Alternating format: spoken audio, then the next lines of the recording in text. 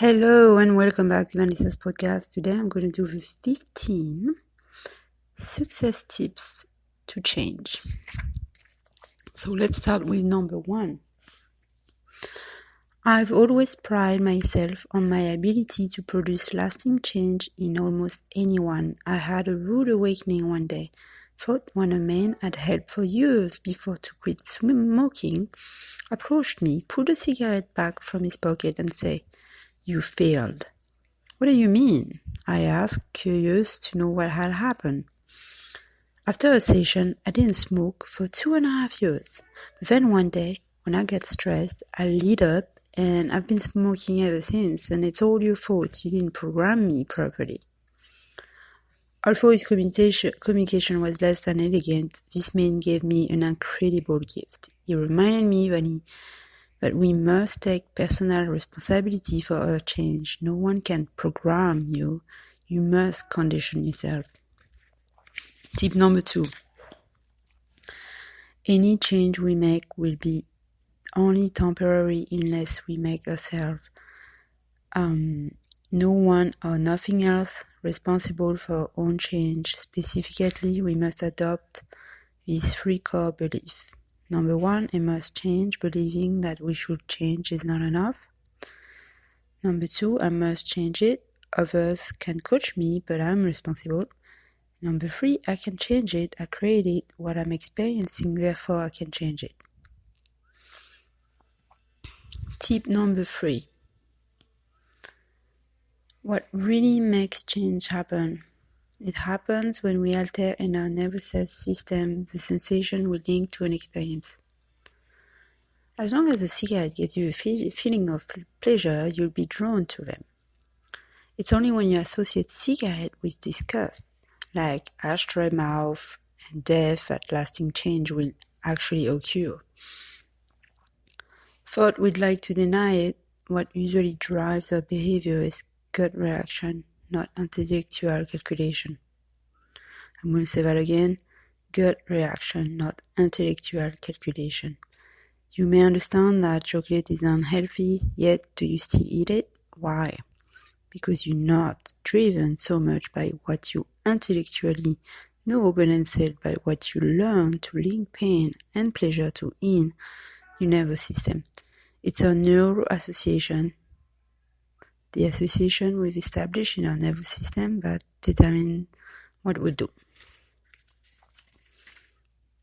So number 4,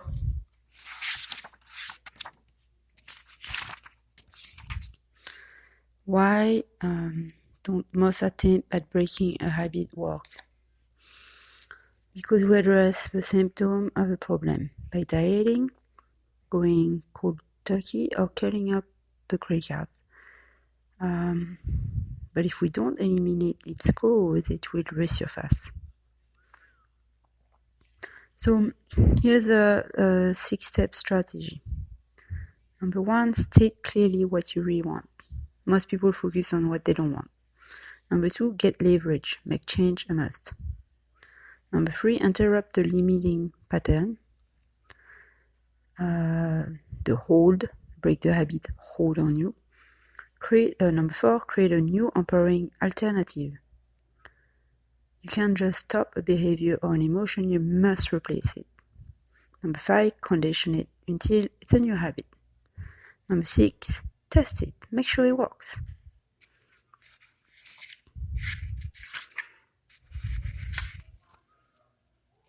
Alright, number 5.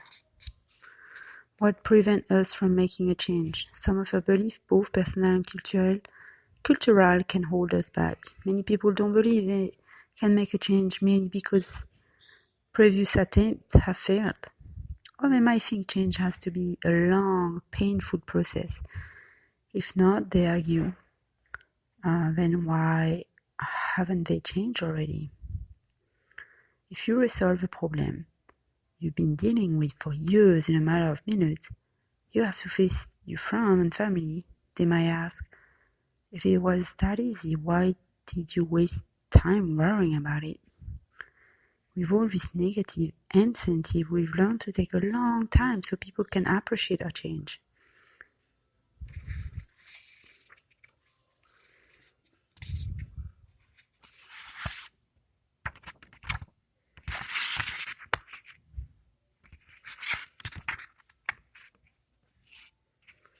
Number 6.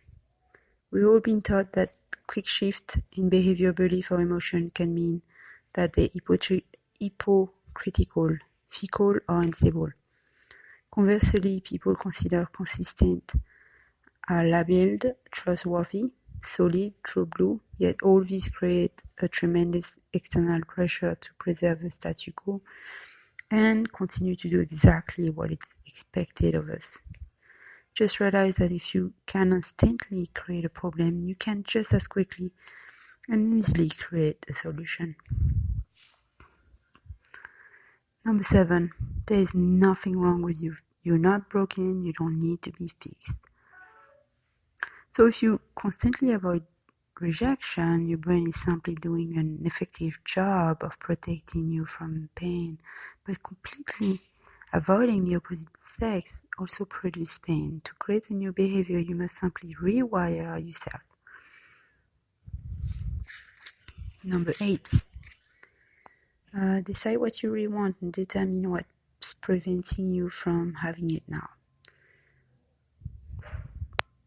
So remember that we get whatever we focus on rather than dwelling on what you don't want. Clearly articulate what you do want. For example, instead of making it your goal to stop smoking, decide that you want to be more healthy, vibrant, and alive than ever before.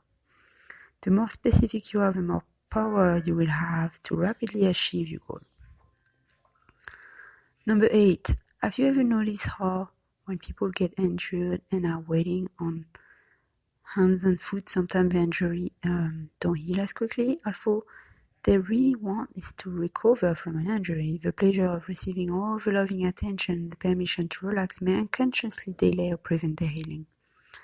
When people derive secondary benefits from the very painful behavior or emotion they're trying to change, this is called secondary pain.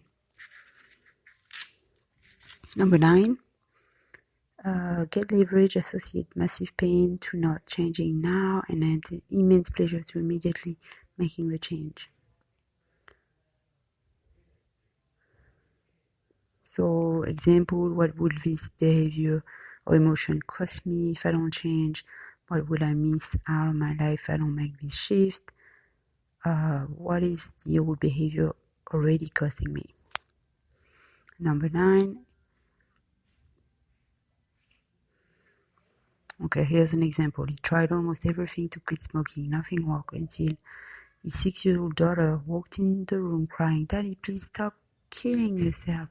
I want you to be there when I get married." No account of reasoning could convince her that smoking would not kill him. If you tried and failed to make a shift, then the missing ingredient was probably leverage. Number 10.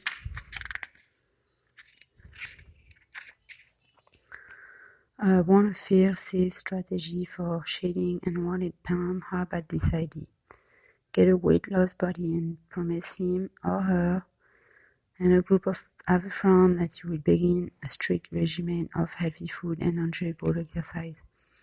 Further commit to them, and if you break your promise, you will eat a whole can of Alpo dog food. That's a good one. Alright, so those are just like examples of things that you can do. Again, I'm picking up from a wonderful book, Giant Steps, so you can get the book yourself and see there's better things than you might find on there that help you. Hope everybody had a wonderful Christmas, and I wish everybody a wonderful New Year's Eve and a Happy New Year, this New Year coming up. So if you have any question, let me know. If I can help you in any way. Also take advantage of my new course, the 6-week Dream Journey self-empowerment course. And if you add me as a friend, Vanessa Bush on Facebook, you'll be able to see my live video there and more information, or you can check the website and then sign up. It's half off right now, so let me know if you're interested, and see you next time.